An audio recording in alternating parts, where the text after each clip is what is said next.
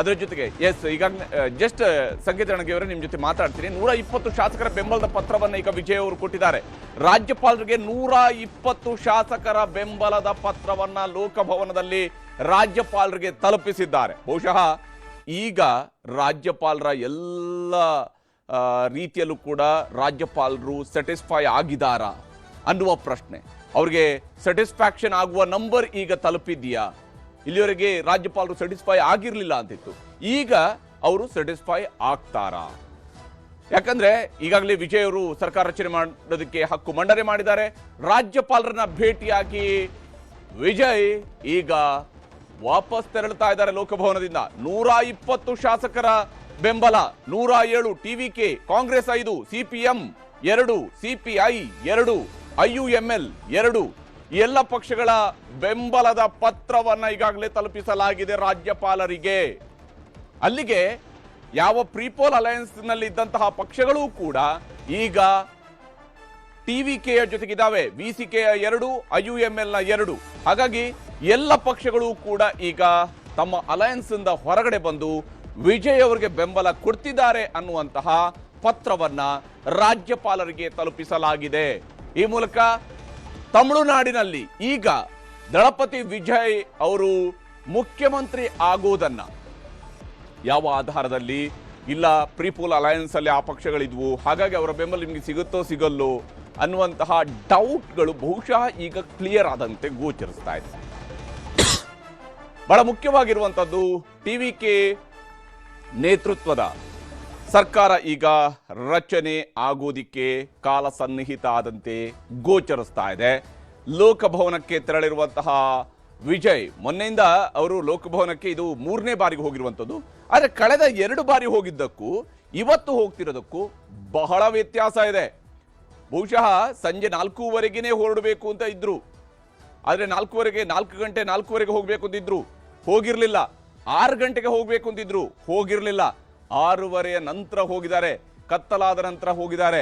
ಕಾರ್ನಲ್ಲಿ ಹೋಗುವಾಗ ಎದುರುಗಡೆಯ ಸೀಟ್ನ ಲೈಟ್ ಅನ್ನು ಆನ್ ಮಾಡಿ, ಆ ಸ್ಪಾಟ್ ಲೈಟ್ ಅನ್ನು ಆನ್ ಮಾಡಿ ವಿಜಯ್ ಅವರು ವೆರಿ ಕ್ಲಿಯರ್ ಆಗಿ, ವಿಸಿಬಲ್ ಆಗಿ ಅವರ ಬೆಂಬಲಿಗರಿಗೆ, ರಸ್ತೆಯ ಇಕ್ಕಲಗಳಲ್ಲಿರುವಂತಹ ಬೆಂಬಲಿಗರಿಗೆ ಯಾವ ರೀತಿಯಲ್ಲಿ, ನೀವು ಬಹುಶಃ ಮರೆತಿರ್ಲಿಕ್ಕಿಲ್ಲ, ಜಯಲಲಿತಾ ಅವರು ತಮಿಳುನಾಡಿನಲ್ಲಿ ಯಾವುದೇ ಮಹತ್ವದ ನಿರ್ಧಾರಗಳ ಸಂದರ್ಭಗಳಲ್ಲಿ ಅವರು ಹೋಗ್ತಾ ಇದ್ದಂತಹ ಸಂದರ್ಭದಲ್ಲಿ ಯಾವ ರೀತಿಯಾಗಿ ಈ ರೀತಿಯಾಗುವಂತಹ ಲೈಟ್ ಅನ್ನ, ಸ್ಪಾಟ್ ಲೈಟ್ ಅನ್ನ ಹಾಕಿ ತಾವು ಒಳಗಡೆ ಕುಳಿತು ತನ್ನ ಬೆಂಬಲಿಗರಿಗೆ ಕೈ ಮುಗಿತಾ ಹೋಗ್ತಾ ಇದ್ರು, ಅದೇ ಸ್ವರೂಪದ ಶೈಲಿಯನ್ನ ನಾವಿಲ್ಲಿ ನೋಡ್ತಾ ಇದ್ವಿ.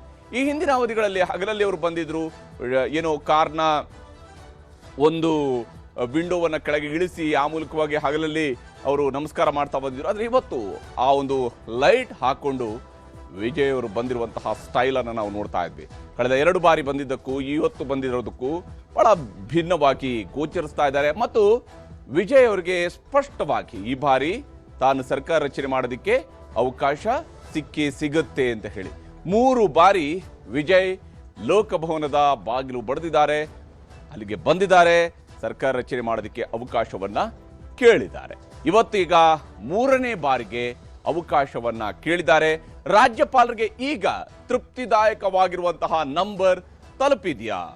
120 ಶಾಸಕರ ಬೆಂಬಲ, ಅದರೊಂದಿಗೆ ಈಗ ತಲುಪಿರುವಂತಹದ್ದು ರಾಜಭವನಕ್ಕೆ ವಿಜಯ್, ಜೋಸೆಫ್ ವಿಜಯ್ ಈಗ ತಮಿಳುನಾಡಿನ ಮುಖ್ಯಮಂತ್ರಿ ಆಗುವುದಕ್ಕಾಗಿ ಅಲ್ಲಿಯ ಲೋಕಭವನಕ್ಕೆ ತೆರಳಿ ರಾಜ್ಯಪಾಲರಿಗೆ ತಮ್ಮ 120 ಶಾಸಕರ ಬೆಂಬಲದ ಪತ್ರವನ್ನು ನೀಡಿದ್ದಾರೆ.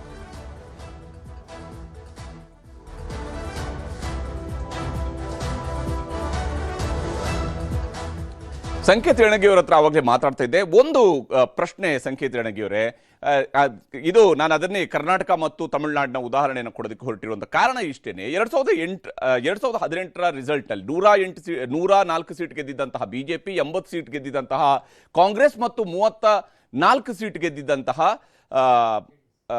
JDS, ಈ ಪಕ್ಷಗಳ ನಡುವೆ ಒಂದು ಮೈತ್ರಿ ಆಗುವಂತಹ ಸಂದರ್ಭದಲ್ಲಿ ಅವತ್ತು ಯಾವ ಸ್ವರೂಪದಲ್ಲಿ ಅಂದರೆ ಯಾವುದೇ ಪ್ರೀಪೋಲ್ ಅಲಯನ್ಸ್ಗಳಿರಲಿಲ್ಲ. JDS ಕೂಡ ಬಿಜೆಪಿಗೆ ಬೆಂಬಲ ಕೊಡಬಹುದಾಗಿರುವಂಥ ಒಂದು ಸಾಧ್ಯತೆ ಇದ್ದೇ ಇತ್ತು.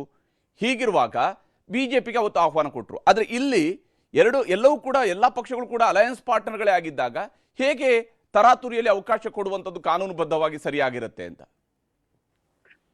ನೋಡಿ, ಪ್ರೀ ಪೋಲ್ ಅಲಯನ್ಸ್ ಇತ್ತು ಅಂತಂದ್ರೆ ಅದ್ರಲ್ಲಿ ಲಾರ್ಜೆಸ್ಟ್ ಪಾರ್ಟಿ ಇತ್ತು ಅಂದ್ರೆ ಸಮಸ್ಯೆನೆ ಬರಲ್ಲ, ಪ್ರೀ ಪೋಲ್ ಅಲಯನ್ಸ್ ನಂಬರ್ ಕೂಡಿದಾಗ.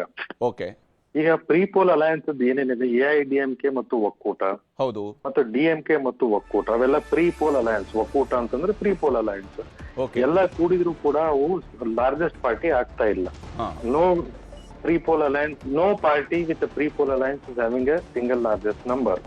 ಹಾಗಿದ್ದಾಗ ಸಿಂಗಲ್ ಲಾರ್ಜೆಸ್ಟ್ ನಂಬರ್ ಅಂದ್ರೆ ಟಿವಿಕೆ ಹೊರತಾಗಿ ಯಾರು ಇಲ್ಲ ಅಂದಾಗ ಇದು ಟಿವಿಕೆ ಅವರಿಗೆ ಕೊಡಬೇಕಾಗಿರುತ್ತೆ ಅವಕಾಶ.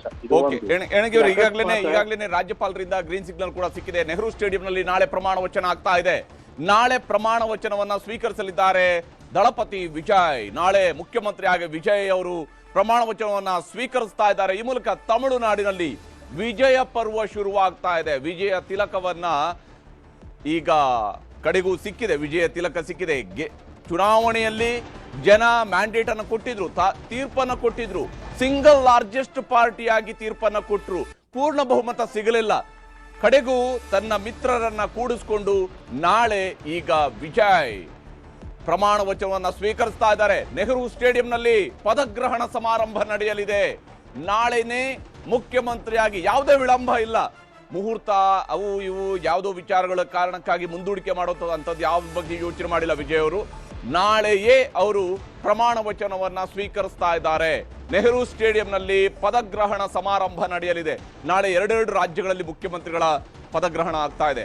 ಪಶ್ಚಿಮ ಬಂಗಾಳದಲ್ಲೂ ಕೂಡ ನಾಳೆ ಸುವೇಂದು ಅಧಿಕಾರಿ ಅವರ ದರ್ಬಾರ್ ಶುರುವಾಗ್ತಾ ಇದೆ. ತಮಿಳುನಾಡಿನಲ್ಲಿ ವಿಜಯ್ ದಳಪತಿ ಅವರ ಒಂದು ದರ್ಬಾರ್ ಸರ್ಕಾರ್ ಶುರುವಾಗ್ತಾ ಇರುವಂಥದ್ದು. ವಿಜಯ್ ಅವರಿಗೆ ಅಲಯನ್ಸ್ ಪಾರ್ಟ್ನರ್ಗಳಾಗಿ ಸಣ್ಣ ಸಣ್ಣ ಪಕ್ಷಗಳು, ಯಾಕಂದ್ರೆ ತಮಿಳುನಾಡಿನ ರಾಜಕೀಯದಲ್ಲಿ ಮಿತ್ರ ಪಕ್ಷಗಳ ಜೊತೆಗೇನೆ ಸರ್ಕಾರ ರಚನೆ ಮಾಡುವಂಥದ್ದು.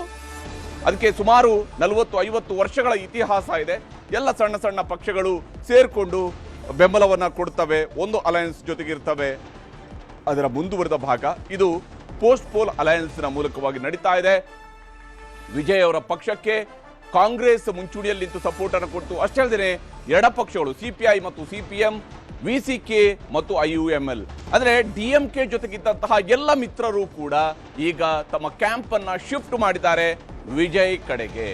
ಅಲ್ಲೂ ಅಧಿಕಾರದಲ್ಲಿದ್ರು, ಈಗ ಮತ್ತೆ ಅಧಿಕಾರದಲ್ಲಿ ಇರ್ತಾರೆ ಮುಂದಿನ 5 ವರ್ಷಗಳ ಕಾಲನೋ ಅಥವಾ ಎಲ್ಲಿವರೆಗೆ ಈ ಸರ್ಕಾರ ನಡೆಯುತ್ತೋ ಅಲ್ಲಿವರೆಗೆ. ಯಾಕಂದ್ರೆ ವಿಜಯ್ ಅವರಿಗೆ ಇರುವಂತಹ ಈಗಿನ ಮ್ಯಾಂಡೇಟ್ನ ಆಧಾರದಲ್ಲಿ ನೋಡಿದ್ರೆ ಬಹಳ ತಿನ್ ಮೆಜಾರಿಟಿ ಇರುತ್ತೆ.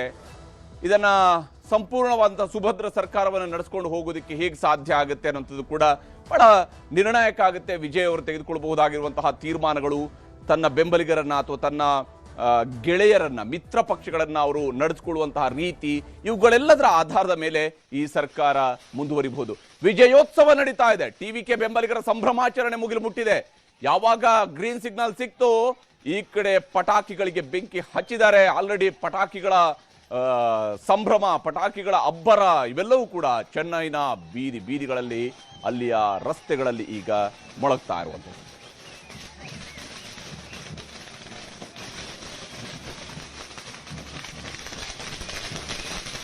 ಎಣಿಗೆಯವರೇ, ಕಡೆಗೂ ಗ್ರೀನ್ ಸಿಗ್ನಲ್ ಸಿಕ್ಕಿದೆ. ಏನ್ ಹೇಳ್ತೀರಿ? ಕ್ವಿಕ್ ಆಗಿ ಸಂಕ್ಷಿಪ್ತವಾಗಿ ತಾವೇನ್ ಹೇಳ್ತೀರಿ ಈ ಒಂದು ಬೆಳವಣಿಗೆಯ ಬಗ್ಗೆ? ಸಂವಿಧಾನಾತ್ಮಕವಾಗಿ ಈಗ ನಡೆದಿದ್ದಾರೆ. ಅದು ಏನೋ ಹಿಂದಾಗಿದ್ದು ಬಿಟ್ಟು ಈಗೇನೋ ನಂಬರ್ ಸಿಕ್ಕಿದೆ, ಅವ್ರಿಗೆ ಸ್ಯಾಟಿಸ್ಫ್ಯಾಕ್ಷನ್ ಆಗಿದೆ, ಆ ಪ್ರಕಾರ ಅವ್ರನ್ನ ಕರೆದಿದ್ದಾರೆ. ಸರ್ಕಾರ ರಚನೆ ಆಗ್ತಾ ಇದೆ. On the floor of the house ಏನ್ ನಂಬರ್ ಪ್ರೂವ್ ಆಗುತ್ತೋ ಅಥವಾ ಆಗಲ್ವೋ ಅದ್ರ ಮೇಲೆ ಮುಂದಿನ ರಿಸಲ್ಟ್ ಎಲ್ಲ ಡಿಪೆಂಡ್ ಆಗಿರುತ್ತೆ. ಬಟ್ ಈಗ ಸದ್ಯಕ್ಕೆ ಅವ್ರ ನಂಬರ್ ಕ್ಲೇಮ್ ಮಾಡ್ತಾ ಇರೋದು ನೋಡಿದ್ರೆ ಅವ್ರು ಫ್ಲೋರ್ ಆಫ್ ದಿ ಹೌಸ್ ನಲ್ಲಿ ಅವರು ಸಲೀಸಾಗಿ ಅಥವಾ ಸರಾಗವಾಗಿ ಅದನ್ನ ನಂಬರ್ ಅನ್ನ ಪ್ರೂವ್ ಮಾಡ್ತಾರೆ ಅಂತ ಅನಿಸಿಕೆ ಇದೆ.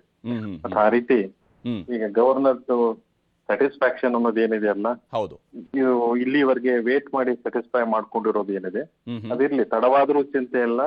ಫಸ್ಟ್ ಅವ್ರಿಗೆ ತೃಪ್ತಿ ಆಗಿದೆ, ಅವ್ರಿಗೆ ಅನುಕೂಲ ಮಾಡಿಕೊಟ್ಟಿದ್ದಾರೆ, ಆ ಪ್ರಕಾರ ಮುಂದುವರಿಲಿ ಅಂತ ನಾನು ಹೇಳ್ತೀನಿ. ಹಾಗಾಗಿ ಆದ್ರೂ ಕೂಡ ಸುಪ್ರೀಂ ಕೋರ್ಟ್ ನಲ್ಲಿ ಈಗ ಒಂದು ಮ್ಯಾಟರ್ ಇದೆ, ಅದ್ರ ಬಗ್ಗೆ ಕೂಡ ತಾವು ಪ್ರಸ್ತಾಪ ಮಾಡ್ತಾ ಇದ್ದಾರೆ, ನಾಳೆ ಬರ್ತಾ ಇದೆ ಅಂತ ಹೇಳಿ. ಅದನ್ನ ಬಹುಶಃ ಪೆಂಡಿಂಗ್ ಇಡ್ತಾರೆ ಸುಪ್ರೀಂ ಕೋರ್ಟ್. ವಿತ್ಡ್ರಾ ಮಾಡ್ಕೊಳ್ಳೋ ಚಾನ್ಸಸ್ ಇದೆಯಾ ಅಥವಾ ಹಂಗೇನೆ ಇರುತ್ತದೆ ಇವಾಗ? ಇಲ್ಲ, ನನಗನ್ಸಿದ ಮಟ್ಟಿಗೆ ನಾಳೆ ಫ್ಲೋರ್ ಟೆಸ್ಟ್ ಆಗೋವರೆಗೆ ಕಂಪ್ಲೀಟ್ ಆಗಿ ಪ್ರೊಸೆಸ್ ಕಂಪ್ಲೀಟ್ ಆಗೋವರೆಗೆ ಅದನ್ನ ಮ್ಯಾಟರ್ ನ ಡಿಫರ್ ಮಾಡ್ತಾರೆ ಅಂತ ನನಗೆ ಅನಿಸಿಕೆ ಇದೆ. ಅದನ್ನ ವಿತ್ಡ್ರಾ ಮಾಡ್ಲಿಕ್ಕಿಲ್ಲ. ಬಟ್ ಇದ್ರ ರಿಸಲ್ಟ್ ನೋಡ್ಕೊಂಡು ಮತ್ತೊಂದು ನೋಡ್ಕೊಂಡು ಅದರ ಬಗ್ಗೆ ಮುಂದಿನ ಕ್ರಮ ತಗೊಂತಾರೆ.